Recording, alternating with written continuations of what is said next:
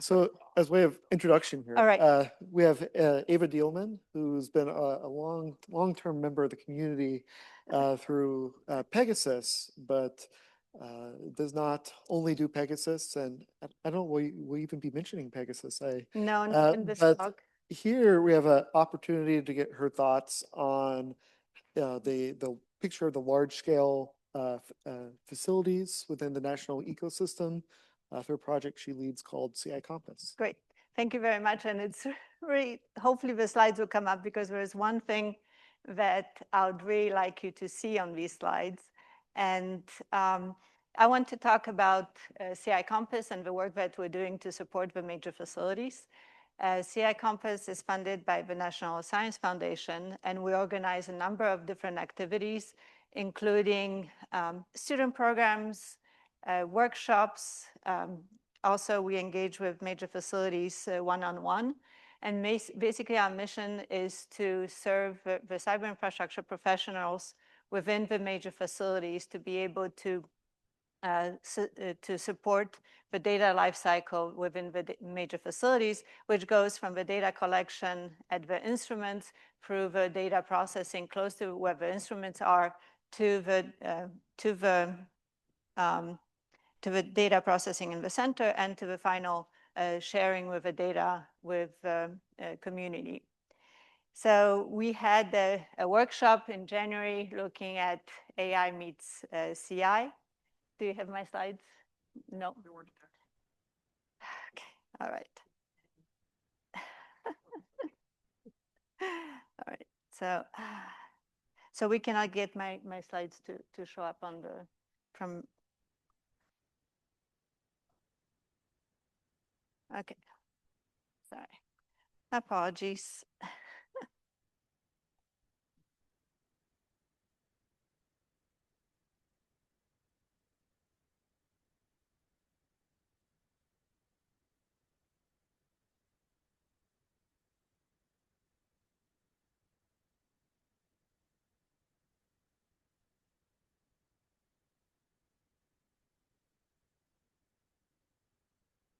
I think it's there. Let's see if I can close it. Okay. All right, let's see if this works. All right. It's here. Oh my gosh. I think, yeah.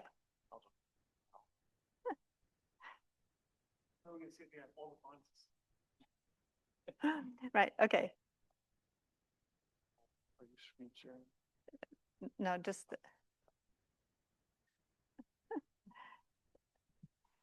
can you just share the slides?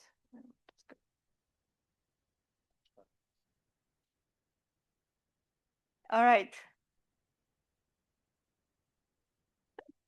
Okay, so I'm getting punished because I thought that this talk would be a little bit different, but now I'll do something not like all the other talks I do, and so it was supposed to be very interactive.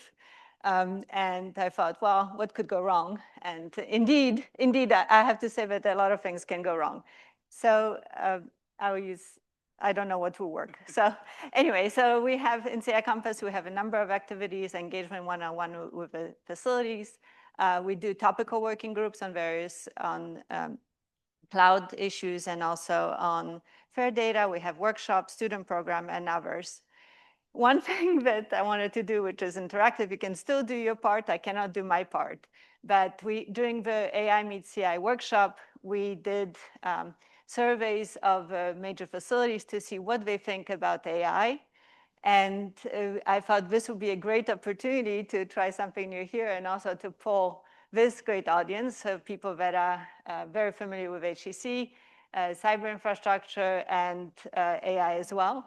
And I wanted to share the results at the end, and the results on my Google form that I needed to show from a computer. So I can maybe show it later in the meeting. If not, I'll attach the results to the schedule, so you see what you think. So please fill out. You can use your phone. It's only 2 minutes. And I want to ask you, what do you trust AI to do today? What are the biggest challenges for AI adoption? So these are exactly the same 2 questions I asked at the AI Meets CI workshop, and also 2 others that I think are related to HTC the most. So what aspects of computational research would benefit from AI, and what would help you leverage AI for science? So one, as I mentioned, we have 2 types of working groups for cloud and infrastructure and fair data. We just met as a cloud group yesterday. So Jarek Nawrzycki is running this effort. And hot off the presses, the things that they just discussed were much of the load is really high throughput batch, not truly agentic AI. So when people talk about agentic workflows, that's not really there yet, but high throughput computing is there for you to do the computations. Also, the fact that if you self-host AI services, they don't really scale. So we need to have national infrastructure that provides at least inferencing for science. And the real gap right now is the cost of governance. So we can track service units, disk storage, but it's very hard to figure out how to track the token usage for one person or across a whole community. So we really need to be able to address these questions. And then the open question is, what will NSF and other federal agencies provide for us to make use of these new AI technologies? So if you're interested in these type of topics, join our working groups. These are open to the entire community.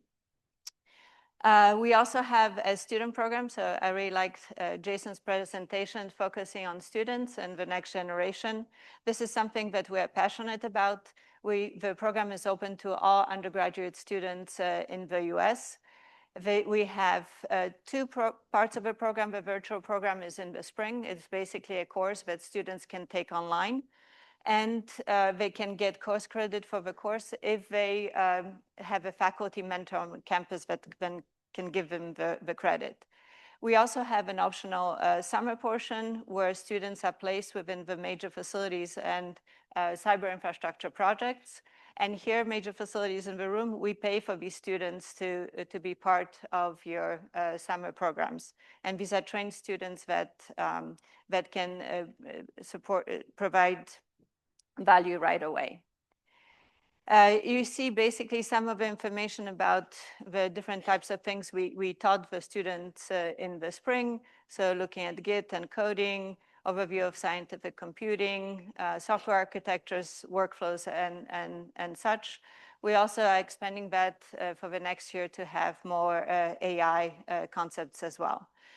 So the students met on Tuesday. On Thursday, they talked about major facilities, how to do research. They had presentations from the members of the major facilities so they can see how day-to-day work looks like within these really impressive research infrastructures. This summer, we have 10 students right now that are at major facilities at CHESS, which is a synchrotron, at Cornell, MagLab, NCAR, OI, and NEON at University of Notre Dame. And actually, that student is somewhere in northern Wisconsin, I think, catching mosquitoes and doing data analysis. If you want to see who we have across the US, so we have a number of students. Most of them come from computer science, but we also have engineering, mathematics, domain science as well. So all students are welcome. As I mentioned, we had this workshop on AI meets CI. And we asked a number of questions. We looked at adoption of AI in major facilities. We looked at making major facilities data AI ready, AI tools for the data lifecycle, and various categories of adopters. And I know I spent a lot of time already, and I don't want people to miss the break, so I'll just quickly summarize some of the findings. And we also have a report that's being put online in the next few weeks. Right now, the participants are reviewing this. So we looked at the examples of how IceCube, Rubin, and CMS are using AI in the facilities. So both on the science side, or analyzing the data coming off the detectors, also user support, and also putting it into the data lifecycle. But the common thread was that production AI must be fast, testable, cost-aware, and supportable. For the AI ready, the bottom line is that metadata is not overhead. It actually allows you to use all the AI tooling to generate insights and knowledge. And so for that, you need clear metadata. You need identifiers for the data samples, for the data analysis, the results of the analysis. You need to keep track of provenance, have schema and vocabularies, and also maintain documentation, especially up to date, because LLMs use that documentation to draw conclusions. So, and all the presentations are available online, both PowerPoints and also videos. So the questions that I asked today, and I hope to see you, and you see the QR code still there, so please fill it out. And I was hoping that we could, I could show you what you said, but hopefully I'll be able to do it later on and put it online. But what do the major facilities say? So what do they trust AI to do? Mostly for coding and code generation, as summarization and search of documents, but not so much in terms of data processing and triage yet. But I think that category will grow. What are the most challenging aspects of adopting AI? So validation, trust, and verification were the big one. The cost obviously can grow also significantly, and the workforce impact in terms of skill atrophy. So I'm very curious to see what this audience will come up with as well. And so I mentioned, if you want to find out more about the workshop, you can go to our website and look under the events. We also have a number of pre-workshop materials that can be useful, hands-on stuff, how do you deal with a context window, use tools, and so forth. All right, so just to wrap it up, so what we see is CI Compass. So we see AI really starting to be put into the scientific and cyber infrastructure life cycles. And so we need to figure out how, as a community, we deal with this innovation. And what we see now is that all of us are kind of struggling by ourselves, trying out various AI technologies, seeing what works, what doesn't. And we really need to be able to share our experiences, especially using AI in the scientific domain. So what works, what doesn't work, what makes your work more productive, what is a waste of time. And so we hope to build a community around answering these issues, but not only doing this through sharing information, but also doing testing and sharing the results of this testing. So we hope to build a research infrastructure commons where these type of activities can happen, and also the sharing with the community. So I hope you connect with us. Thank you for your patience and for the delay in my computer Zoom rejection, I think at this point we can say. And so please connect with us. We are on LinkedIn a lot, so follow us on LinkedIn, and would love for all of you to participate in our activities. Thank you.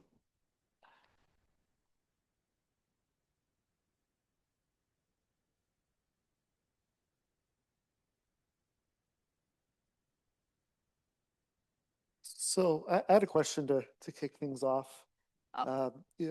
Peter mentioned that there's this scientific computing workflows workshop that was somewhat, HEP flavored, maybe even LHC flavored. And one of the things that struck me is sometimes it's just so hard to find commonalities, even for cyber infrastructure, even within one area of science, where CI Compass is, it's so broad. I mean, it's ships, it's particle accelerators, it's a neon with sensors out in the middle of the desert. Do you see with this next generation of AI-based tooling more commonality appearing? Is it more general? Is there more opportunities for collaboration across wide science domains, or is it just another tool all with the same problems as before? So this is really a social technical problem, right? So on the technology side, I think, I have 10 minutes left. Wow, you're being generous. I was thinking I was just taking away the break from people. All right. So Yeah, so one thing is that whether people have the time to really talk to each other and share their experiences, so that there could be some commonalities, and I think that's why we're there to help with that. On the technical side, I think we have the opportunity to streamline some of this cyber infrastructure.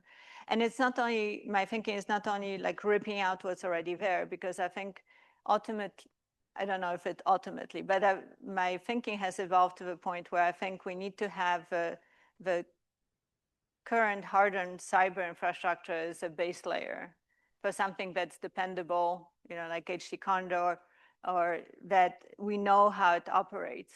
And then you can have an AI agent or some kind of form of AI that utilizes this cyber infrastructure to its best, right? So it's and makes helps make decisions, help tune. I'm thinking also of the workflow management system that we develop in my lab.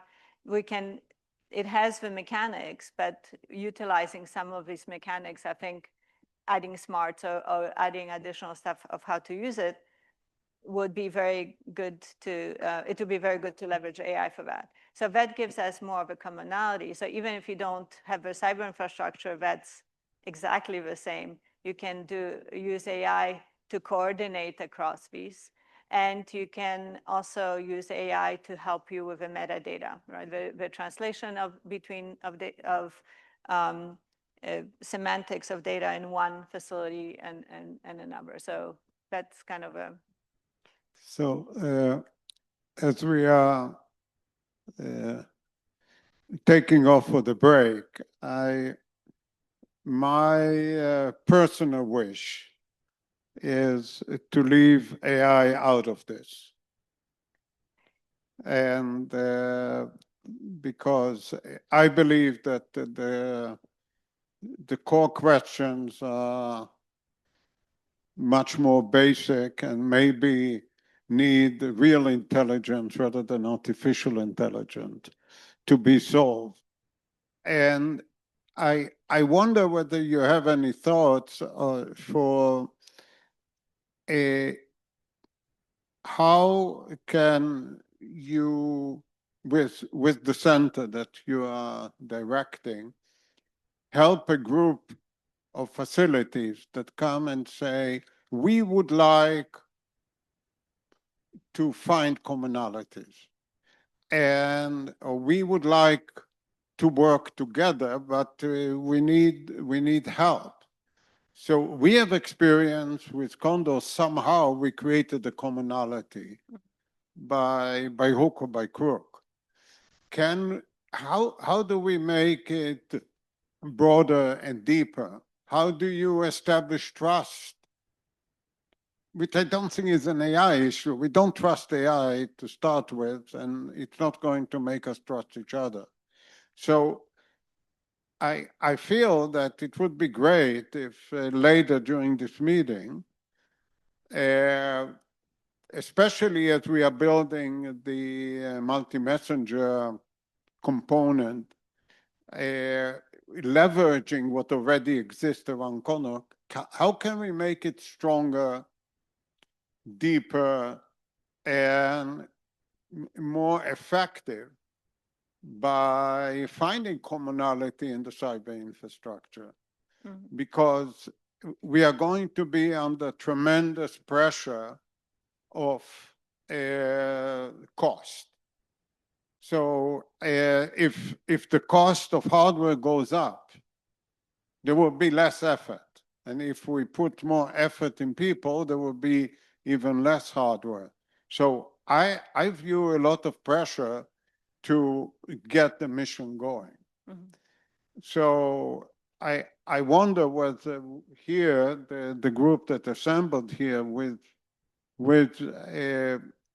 you as part of it, can start talking about how do we come together, and let's leave AI out of it, because for me, it just creates even more chaos in a chaotic environment. So Yeah. you may not buy it, and Yeah. you may believe that all we have to do is ask ChatGPT what to do and we'll get an answer. No. I don't believe it. No, I don't believe that either, but I do believe that AI is here and we need to be able to deal with it. But on the other point that you said, the commonalities, I think, so you give a good example of HT Conjure. I think the way to build community is around identifying these commonalities. There are commonalities in terms of data management, in terms of So how do we get from where we are today, step by step? And what we learned is that a main part of it is developing trust, and trust is a slow step-by-step process. So what should we do as step number one? You mentioned metadata. Is that a direction where we can do something that works across the MMA community? I'm just using it. And then what should we do step by step? I think would be useful if we can develop something over the coming week. Right. I mean, it starts with the conversations that we'll have here, right? And identifying the issues that we see in common. The reason why we have topical working groups is that we see these commonalities between the facilities, and we're there to facilitate this discussion, to draw conclusions, to do surveys, to figure out what works, what doesn't work on the ground, right?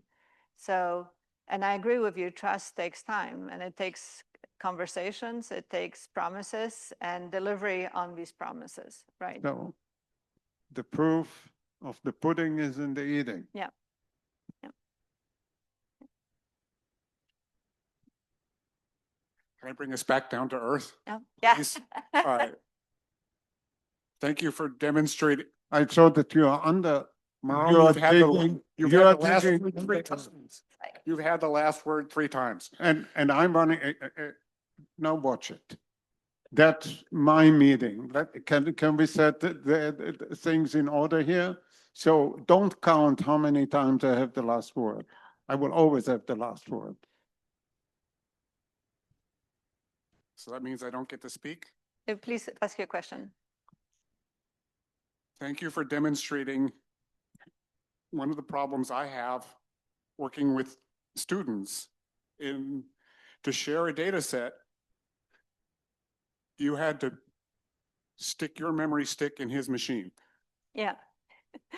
It was a And painful demonstration, but it took 10 minutes for about 100 people. Gone.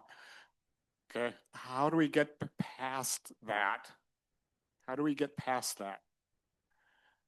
well, the fact is that's life, right? And things happen, and I might have tripped down the stairs to the podium, and it would probably take longer because somebody would have to hopefully help me, and maybe if it's worse, go to VR. So I mean, I think some things happen, and you can maybe do more preparation, and I probably could have tried things earlier. But Frank will save me. Will you save me if I fall down the stairs? Thank you.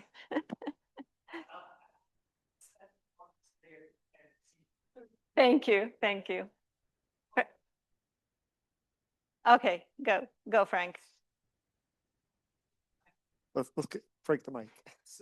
I think that it is the fact that we assume things are easy, which makes things like this happen, right? If we assumed things won't work by default and prepared accordingly, then we have a higher chance of avoiding failure. And so my suggestion in the context of working with students is to be both institutionally and individually prepared up front and assume that it's going to be hard, and therefore I have to prepare ahead of time, and therefore I have a higher chance of not being in that situation. And does that help? Okay, fully shamed, fully shamed. I'll prepare next time. Thank you so much. Thank you. And please, yeah.